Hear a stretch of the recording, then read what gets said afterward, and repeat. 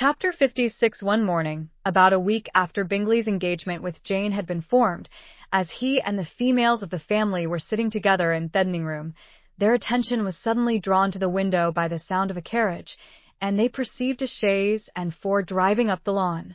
It was too early in the morning for visitors, and besides, the equipage did not answer to that of any of their neighbours.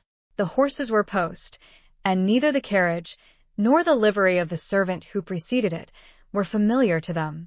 As it was certain, however, that somebody was coming, Bingley instantly prevailed on Miss Bennet to avoid the confinement of such an intrusion, and walk away with him into the shrubbery. They both set off, and the conjectures of the remaining three continued, though with little satisfaction, till the door was thrown open, and their visitor entered.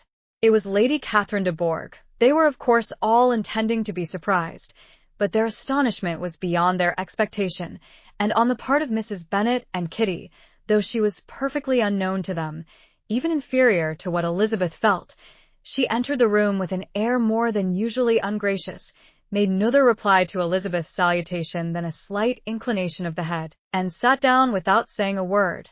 Elizabeth had mentioned her name to her mother on her ladyship's entrance, though no request of introduction had been made. Mrs.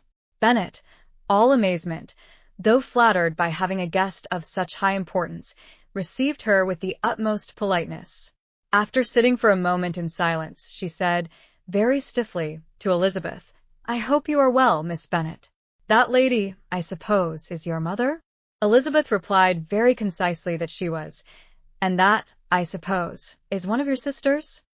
"Yes, madam," said Mrs. Bennet, delighted to speak to a Lady Catherine. "She is my youngest girl but one. My youngest of all is lately married,